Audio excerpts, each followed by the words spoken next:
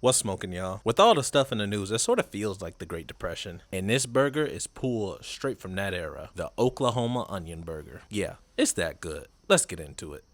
We got some moo meat.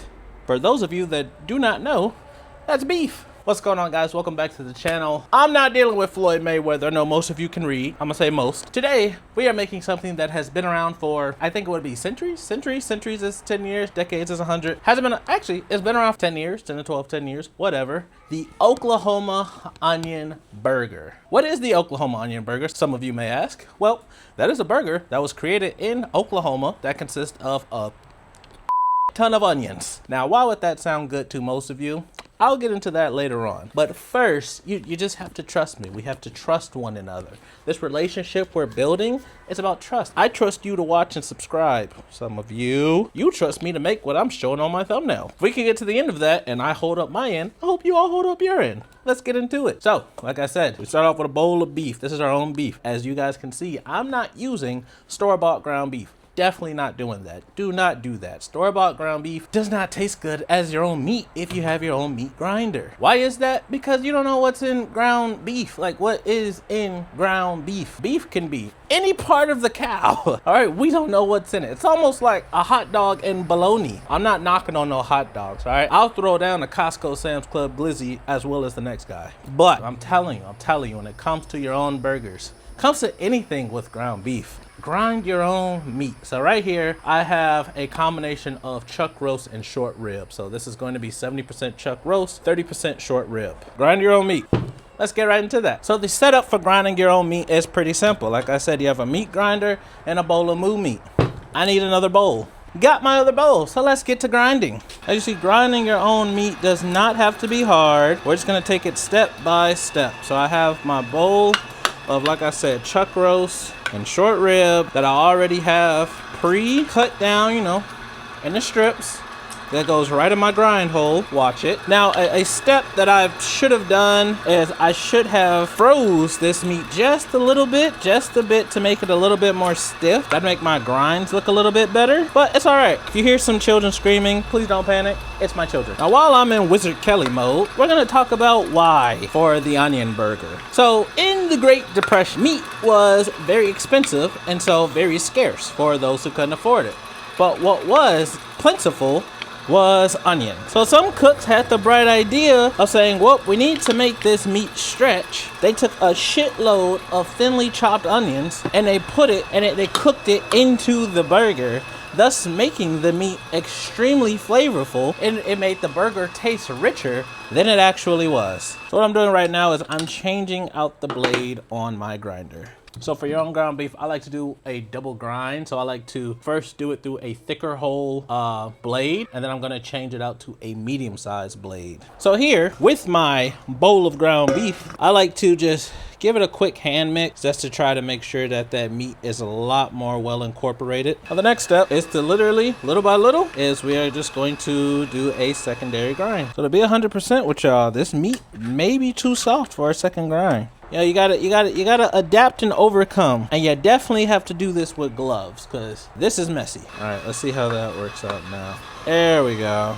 That's why I say if this meat was colder, it'd go through that a lot smoother. As you can see in my previous video, the meat definitely made it through a second grind. And this is our bowl of freshly grounded moo meat. But yeah, some extremely smart chefs got together and they made the burger taste better than it was for those people back then. You know, they couldn't afford the meat, but they had plenty of onions and just enough for a little bit of meat. Took them a long way. And you know, did they come up with a culinary breakthrough? Or are the people of Oklahoma eating something that tastes like We're gonna find out together. You know, maybe it does taste good. You know, maybe it tastes good to some people. You know, my dad, when he was growing up, he said they used to make Mayo sandwiches. They used to take Wonder Bread, red flag, some Miracle Whip that he calls Mayo, red flag number 2, and some government cheese, red flag number 3.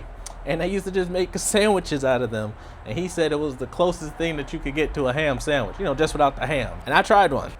It tasted like if that is the equivalent of what the people of Oklahoma were eating, we should be scared. let's go ahead and smash some burgers. And like I said, you want to make sure you have enough of, this is a whole container of sliced onions. This is one whole onion, and we're probably going to use all of this for our burger. Wait. Before we get started on the burger, we got to make a sauce. Now, because I'm too lazy to move the camera back in place to make this sauce, this is a sauce though that we have previously made here on this channel. It is a traditional burger sauce because a burger is not complete without the sauce. Let's watch. We're gonna scrape Heinz tomato, yellow mustard, sweet relish. We got pickles, just juice. I got a little blend of secret seasonings here. Whisk that boiler sauce up. And that is the sauce we are going to use.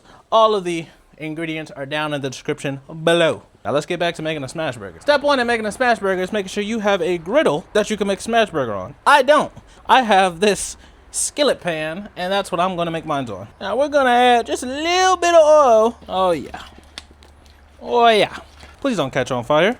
It has before. And then you're gonna take 2 patties, around 3 ounces in size, and you're gonna place them directly on. And before you smash, what do we talk about?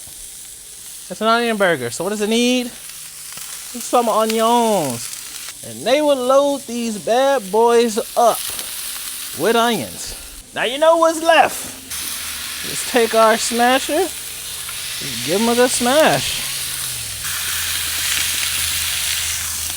And before we flip, we are going to season it with a little bit of salt and pepper. You wanna let those bad boys get a nice crust on them. And so basically at the moment, from what they say, the onions are sort of steaming and sort of, you know, seasoning the burgers in their own way. You know, we're getting a lot of that onion flavor. You know, we're gonna have some caramelized onions. We're gonna get those into the meat. I ain't gonna lie, it's looking like it's time to flip. So what I like to do personally is move any of the excess onions on before I flip. I'll get into that why here in a bit. Just do that. Just move the onions. Woo! This is much easier on the griddle. I have no heat control, and this thing is hot. So move the onions onto the burger. You know, we want to go ahead and scrape it, and then just flip. Oh, look at the crust on that. My hand is burning. Oh my, there we go. There we go. This makes you need a welding mitt. Maybe I added too much onion, but what I'm basically doing now is I'm steaming the onions. That's why I put them under the burger. I want any of the grease that is coming from that burger to cook down into the onions. As you can see, the onions will cook in sort of that like that beef tallow. They're gonna fry in the beef tallow. Genius if you ask me. Now from our flip burgers, we just gonna hit them with a couple slices of cheese. I want a nice delicious cheeseburger. I like to do 3 slices. That's just my preference. You do whatever floats your boat. Cheese is melted. Onions are looking nice, cooked, steamed, fried. Let's go ahead and plate this. For our burgers, we're gonna start out with our bun. And we're going to bring out our burger sauce. Throw it on. Now this does not follow traditional Oklahoma standards. I'm not in Oklahoma. Following my standards. Next, our burger with the onions so deliciously cooked into it. Ooh, that is looking crispy and juicy. Now what I'm gonna do is I'm gonna take some of them onions off. I'm just gonna add some more. Oh yeah. It is an Oklahoma onion burger, so I want it to be screaming with onion. Yeah, take that other. We're gonna take our other patty. Ooh, right on top of that. Come onions, they got a little too crispy. They got a little bit too close to the light. I said I got no temperature control on there, so it is what it is. Top mine a little bit more of this sauce. A burger ain't a burger without the sauce. Just a little bit more of them onions. Ooh, they said it's an onion burger, so I'm going hard with the onions. Can't call it an onion burger and expect me to shy away from them onions. Top bun, and that, ladies and gentlemen, is the Oklahoma onion burger. And that is a delicious looking burger. Like, oh my goodness. The Oklahoma steak burger, or the Oklahoma onion burger. And boy, does it have some onions. And this thing looks delicious. And it all started off with your own ground beef. Some onions, cheese, salt, pepper, and some burger sauce. I know that's not traditional Oklahoma onion burger, you know, stings, but they have a burger with no burger sauce. Like, what are we, animals? Does this look like the 1920s? No. Y'all know. I keep looking at this, so y'all already know what I'm about to do. Let's give it a try. Oh my God. Oh my God. That is delicious. Like, for a burger, 10 out of 10. I told you I'm a burger guy. When I was 12 years old, I liked burgers so much, my parents got me a cake in the form of a burger as my birthday gift. Like, and I was ecstatic. I called my dad.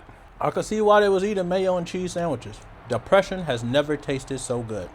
I mean, the onions, hold on. It's just onion throughout the whole thing. Onions cooked into the burger.